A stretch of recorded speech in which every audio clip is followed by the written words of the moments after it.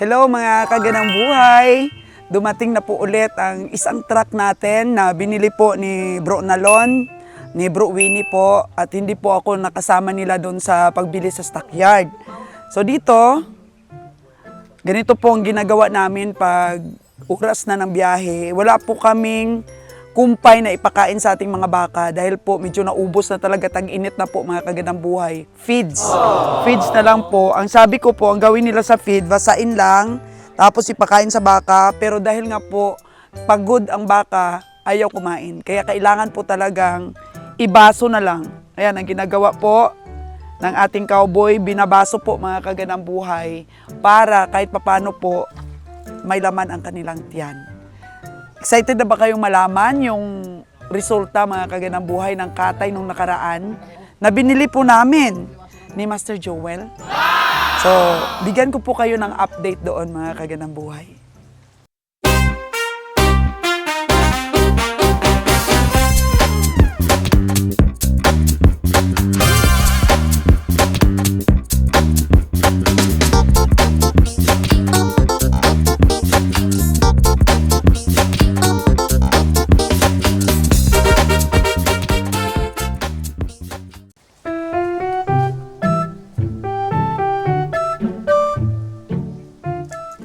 Meron po akong baka dito na 42K pero hindi ko na po siya maitsurahan.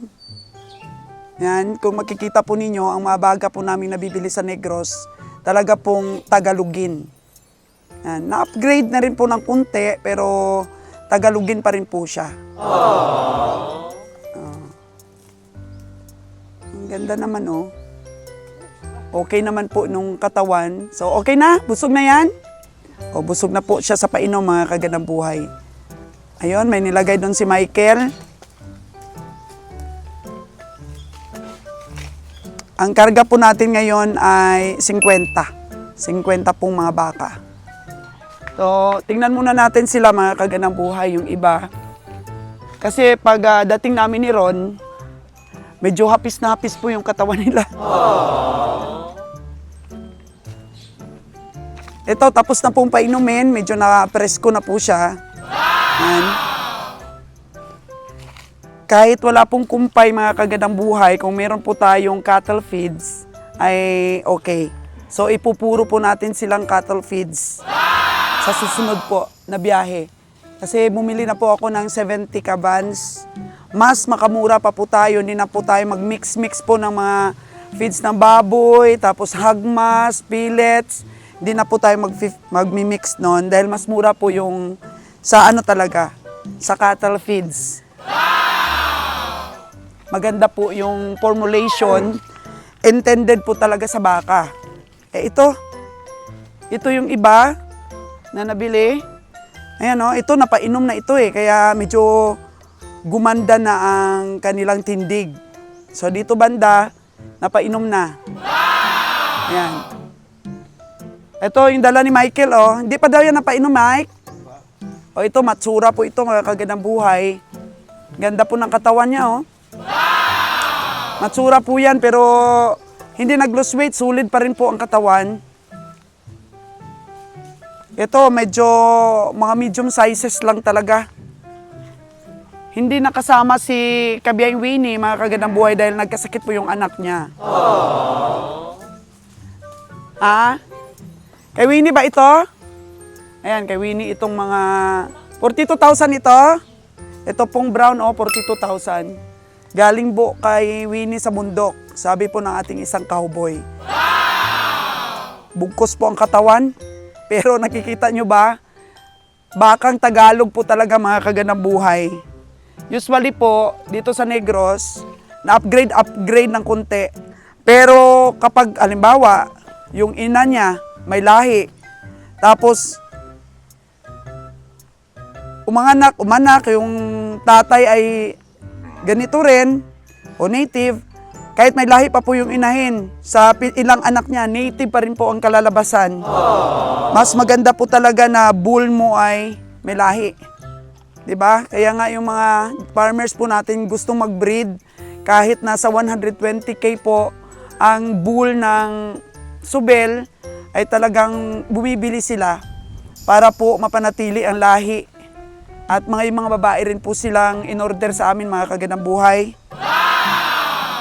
Balak na rin namin ni Ron na pag-alaga po ng may lahi talaga. Kami po magbibreed dito sa Aklan. Meron nga pong nagsabi na, Madam, baka ikaw yung kauna-unahang breeder dyan sa Aklan. Sabi ng isang subscriber ko, natuwa ako. Natuwa ako doon, parang kiniliti ako, mga kagandang buhay. No, why not? Diba? So, katuwang ko si Ron, at saka siyempre, cow feeds po ang gagamitin namin. Hanap kami ng lupa na pwede naming taniman ng napier o mais.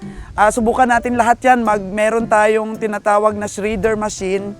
Mag-silage na rin po tayo, mga kagandang buhay. Paunti-unti lang po. Sana samahan niyo po kami sa aming journey na to na maging breeder din dito sa Aklan. Kasi dati nakakonsentrate lang kami, mga kagandang buhay, sa pangkatay. Gaya nito. So, pangkatay lang kinukonsentrate natin. Ngayon, nagkakaroon na tayo ng interest para sa breeding purposes. Kaya bibili kami ni Ron ng materialis na maganda para po yung atin ding mga kababayan dito sa Aklan at karatig na probinsya ay makabili sa atin balang araw, mga kagandang buhay. Nasa amin po yung pagkakataon na makapili talaga ng magandang pang-materialis. Ito, alam nyo, mga kagandang buhay, pag tinanong ko yung mga farmers, ilang taon na ba yung pag-alaga mo ng baka mo? Pag sinabi nilang 3 taon, 4 na taon, 5 taon, tapos maliit pa lang po pa rin yung kanilang baka, nasasiyangan ako sa oras. Sabi ko, wow, 5 taon. Kung may lahi ang baka mo sa 5 taon na yon, lampas tao na po siguro, mga kagandang buhay. Pero tingnan nyo, ganito pa rin kaliliit. Oh, nag-alaga ka ng baka, 4 na taon mo pong inalagaan, ganito pa rin po kaliit. Kasi nga, Tagalogin. O yun, yung puti na yon, medyo may kunting lahi na rin itong puti. Yan. Pero Tagalogin pa rin po. Kunting-kunti lang po ang upgrade, di ba, mga kagandang buhay? So, tingnan po natin ang recovery ng katay namin, ang mga pinamili namin ni Master Joel. Kasi alam ko, excited na po kayong malaman, pero hindi ko po isa-isahin, mga kagandang buhay, ha. Medyo highlights lang po ang aking pong sasabihin sa inyo para po maproteksyonan rin naman ang aming pamimili. In overall na lang po, at yung pa isa-isa lang na medyo nag-viral po sa inyo na dapat kong bigyan ng recovery. Puntahan din natin, mga kagandang buhay, ang ating mga baka pa dito.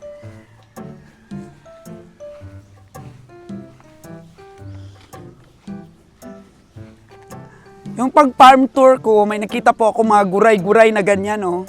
Kagagandang lahi po, galing ng Australia. Pero sa atin dito, native. Meron din tayo dito sa Pilipinas, guray-guray na native.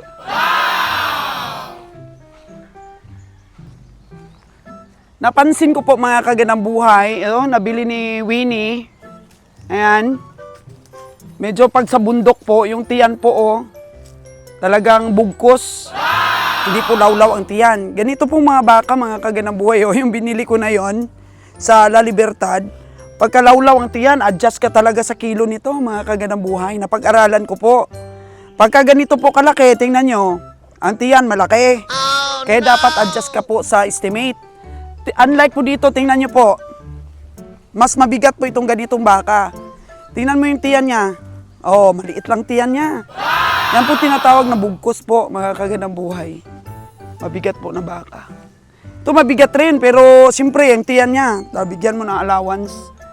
So, tingnan natin ang recovery. Doon po, unahin natin yung 36,000 ko na binili ko po sa farmers. Naalala nyo yon? Na sabi nila, mahal. So, sabi ko, nalungkot ako doon kasi, 36,000, sabi ni Master Joel, mahal. Sabi ni Cass, mahal ang bili ko. Pero naniwala po ako sa sipat ko dahil actually, farmers yon, di ko na tinawarang mabuti. Walang chichiburichi po, mga kagandang buhay. Kasi may tingin ako doon na mabigat po ang timbang. Hindi yun nakapids puro lang puro lang daw damo. Ayan. So ito, tingnan natin, 36,000 na nabili ko sa Libertad ay siya, tumimbang po siya ng 133. 133 po ang timbang niya. So, bumenta po siya ng 43,000. 43,000 po ang binta niya.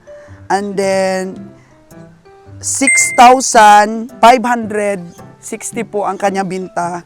Kaya po, hindi po naka 7,000. 440 po ang aking lugi doon. 440. So, okay na rin yun, mga kagandang buhay, kasi hindi malayo po, 440 lang. Okay na yun. So, ibig sabihin, 6,660. Ano yun po yung na-income natin doon sa ating 36,000 po. Pero hindi na po masama, mga kagandang buhay. Kasi sabi ko, baka matalo ako doon, mahigit mga 4,000. O baka tabla lang sa 36K. Pero tama pala po ang sipat ko na mabigat talaga po siya sa timbang. Ayan. So, okay na yon. Basta lumagpas po sa 6,000, ayos na 440 po ang aking lugi doon. Kumusta naman po ang pamimili ni Master Joel sa La Libertad? Yan. So, dito tayo ron para makita nila sa ating likod ang mga napamili po nilang baka. Biling baka, oh. Oh. Ano ba ang recovery nung mga nabili ni Master Joel sa La Libertad? Kasi ang nabili namin doon noon is 20. Tapos yung kay Winnie, 3. Tapos yung akin, 2. So, mostly kay Master Joel po. So, all in all po, sa 20 pong aming nabili, ang tubo po namin na kaltas na po ang pamasahe is 35,860.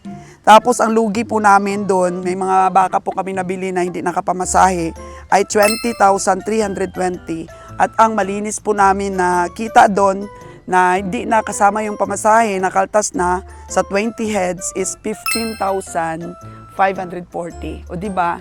Dati, si Kabiyang Roger, pag bumili po ng mga baka, lugi pa sa pamasahe. Pero po, ang team ko po ay may sumobra pa po sa pamasahe. So, which is napakagaan po ng biyahe natin dahil sigurado na po na recover yung mga expenses. Tapos kumita po tayo ng konti, di ba? Oh. Dito naman tayo. May nabili si Master Joel doon sa mga farmers, doon po sa bahay nila. Di ba? So, na-expose natin doon yung farmers na nabili natin ng 52 yung kanyang baka.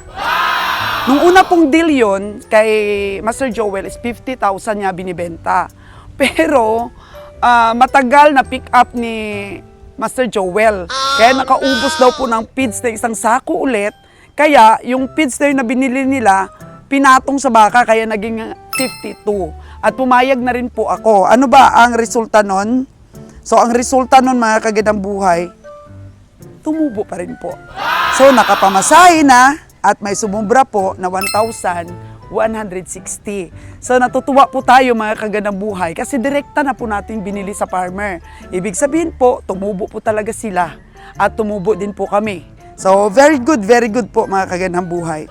Doon naman po sa nabiling iba ni Master Joel, may nabili siya doon na 40,000, di ba, yung kulay itim. Talo po yun, mga kagandang buhay, ng 2,200. Pero may nabili siyang 43,000. Nanalo naman ng 3,760. At yung pinakamaganda, may nabili siya dong 47,000. Nanalo ng 5,520. Ayan. At meron siyang Holstein. Mabigat talaga po yung Holstein. 38,000 po yun. Na, ano siya? Natalo pala siya. Kagandang buhay. Natalo pala siya. 38,000 na yun. Tumubo lang siya ng 5,520. So, minus 7,000, 1,480 po yung negative. Ayan po, mga kagandang buhay. So, all in all po, yung doon po sa bahay ni Master Nalon, ay tumubo po yun ang 5 baka ng 10,440. Less po natin yung lugi na 3,680 dahil nga hindi nakapamasahe yung iba. Malinis, 6,760 po ang panalo ni Master Joel doon sa 5 baka. So nakapamasahe na, may sumubra pa po na 6,760.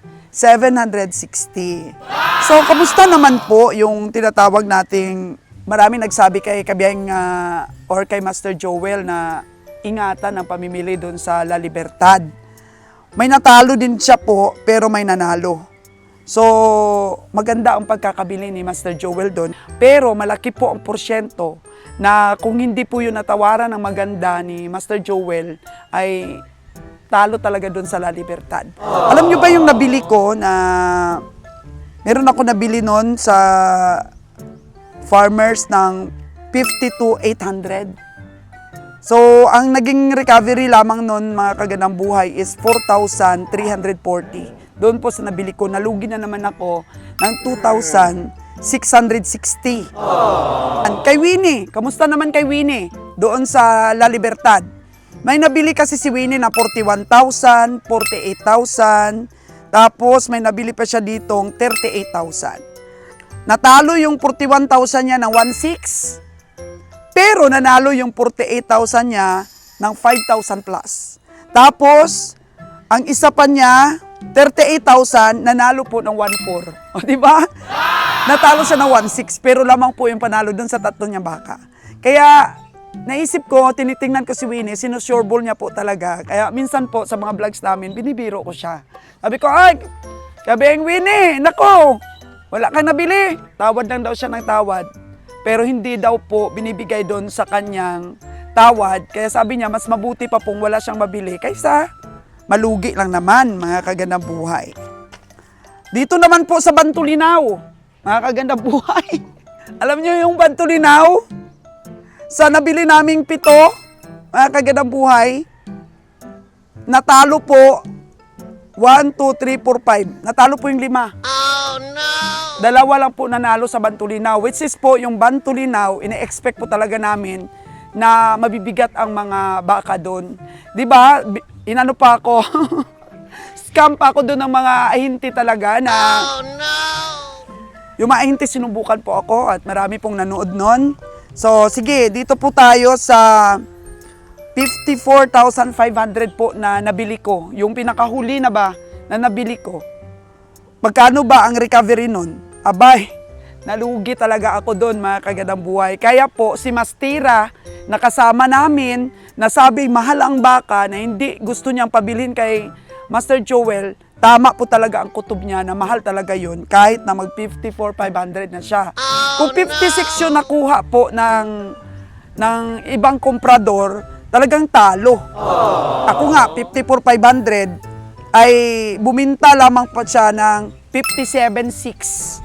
So, 57,600 minus 54,500 is 3,100 lang. 3,100 lang po yung sumobra dun sa bili ko. And then, 7,000 minus 3,100, natalo po ako ng 3,100. Dito naman po sa nabili ni Master Joel ng 42,500, natalo din siya ng 2,780. Sa 35,500 niya nabili, yung parang maliit din yun eh. 3,860 lang po ang sumubra, talo siya ng 3,140. Doon po sa medyo alagain na yon na maliit, na sabi ko ang ganda pang alagain, 30,000 po ang bili niya, natalo po siya ng 1,340 doon. At sa 41,000 niya, talo ng 1,600. Yung nanalo niya is yung 47,000, 1,360 po yung panalo niya doon. At ang 63,700 po, yung malaki, yung una niya nabili na yun sa farmer na malaking baka, doon siya po bumawi. Nabili niya po kasi yon ng 63,700. Nabili niya yon at nanalo po siya doon ng 4,500. Awas na po yung 7,000 na pamasahe noon, nanalo po siya ng 4,500. Kaya nahilan niya po itong mga talo na iba. Pero mas lamang pa rin po ang talo talaga sa Bantulinaw, mga kagandang buhay. Nanalo lamang siya ng 5,860. Pero ang talo po, 11,900. 916. Negative po kami sa Bantulinaw. Kaya sabi po namin wag masyado pong maging kampante dahil kahit po yung lugar na yan na mabibigat ang baka, kung mahal po talaga ang presyo, talo ka po talaga. So meron pong bad news mga kaganang buhay. Kahit na maganda po ang recovery namin sa Nabilog Stockyard. Dito po sa Nabilog Stockyard, mga kaganang buhay, ang ganda po ng recovery namin. Pero, natalo po kami. Bakit kaya? Sa susunod po namin na episode na income reveal ay malalaman nyo po mga kaganang buhay bakit natalo kami kahit na panalo kami.